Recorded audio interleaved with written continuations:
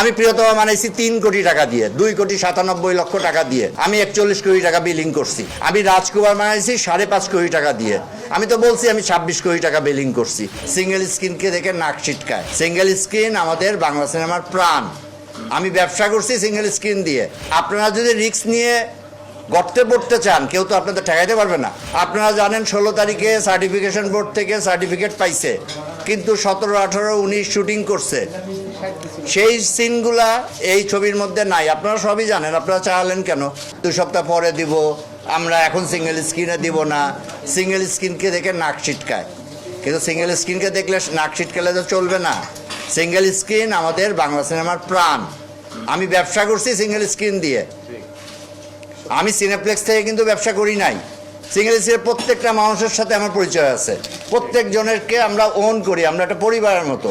খালেক চাচা বললেন 2টা ছবির কথা, যে আরও 2টা ছেলের ছবি আসছে। সেই 2টা ছবি কেন সিঙ্গেল স্ক্রিনে চললো না বা কেউ সেই তাকালো না।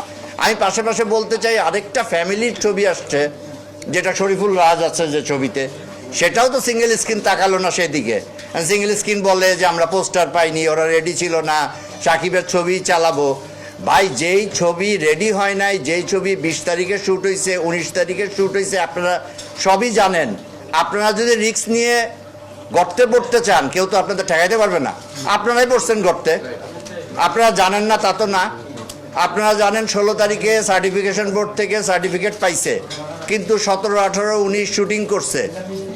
সেই সিনগুলা এই ছবির মধ্যে নাই। আপনারা সবই জানেন। আপনারা চাইলেন কেন?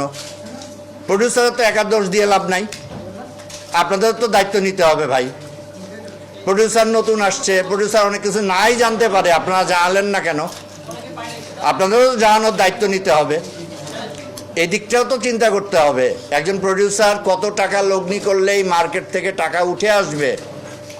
যখন একটা প্রডিউসার মার্কেটে আসে, তখন তো অনেকে বলতে থাকে, আরে 12 কোটি ছবি বানান, 13 কোটি ছবি বানান। আমি অনেকের নাম ধরে বলতে পারবো এখানে। অনেকে বলে প্রডিউসারকে বা প্রডিউসারের ডিরেক্টরকে, কিন্তু আলটিমেটলি কি আমাদের মার্কেট থেকে এই টাকা আসে?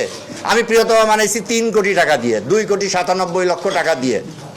আমি 41 কোটি টাকা বিলিং করছি। আমি তো বলছি আমি 41 কোটি টাকা বিলিং করছি। আমি রাজকুমার বানাইছি 5.5 কোটি টাকা দিয়ে। আমি তো বলছি আমি 26 কোটি টাকা বিলিং করছি। আমার তো ওপেন বলে রাখা। কেন ছবির স্কেলটা আমাদের যেখানে হল নাই, ঈদে এসে 120টা 25টা হল চলে, সিনেপ্লেক্স থেকে কি শেয়ার আমরা পাই আপনারা সবাই জানেন। সিনেপ্লেক্সে 1 লাখ টাকা বা 1 কোটি টাকা বেচলে কয় টাকা পাওয়া যায় সবাই জানেন। তাহলে সিনেমা কি ব্যবসা করে কি শুধু টাকা ঢালার জন্য? এই জিনিসটা ভাই ক্লিয়ার হতে হবে। আপনারা সবাই প্রডিউসারের পাশে থাকেন।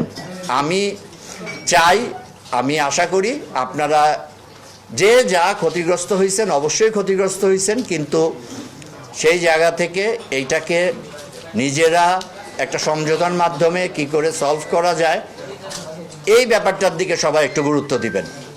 প্রডিউসার বাঁচলে বাংলা ফিল্ম বাঁচবে। প্রডিউসার মরলে কিন্তু আবার নতুন একজন আসবে, এসে আবার এরকম ধোঁকাবাজির মধ্যে পড়বে। তা কিন্তু আর বছরে বছরে হবে না। সুতরাং এইবারই যেন এই প্রথাটা শেষ হয়, এইদিকে সবাই একটু লক্ষ্য দেন। আমি খালেক চাচাকে বলবো, আমি রুবেল ভাই আছে রুবেল ভাইকে বলবো, আমি চাচা আছে আমার মুরব্বী, তাকে বলবো আপনারা একটা বুদ্ধি করেন যে এই জায়গা থেকে যেন আমরা মুক্তি পেতে পারি। সামনের দিনে যেন এরকম সমস্যা নিয়ে আমাদের কারো আর বসতে না হয়। আমি চাই না সামনে এরকমভাবে আর সবাই বসুক, সবাই বসে হা হুতাশ করুক। আমি একদিন আগে ছবি পাইছি, আমি 9টার সময় চালাইছি, আমার ব্রেঞ্চ ভাঙছে, আমার চেয়ার ভাঙছে, আমার টেবিল ভাঙছে। এগুলো খুব একটা ভালো কথা না। আমাদের ছবির বদনাম হয়, কারণ এখন তো ডিজিটাল মিডিয়ার কল্যাণে সারা পৃথিবীতে আমাদের কথাবার্তা পৌঁছে যায়, যে যাই বলি না কেন। তা আমাদের সংস্কৃতির বদনাম হয়।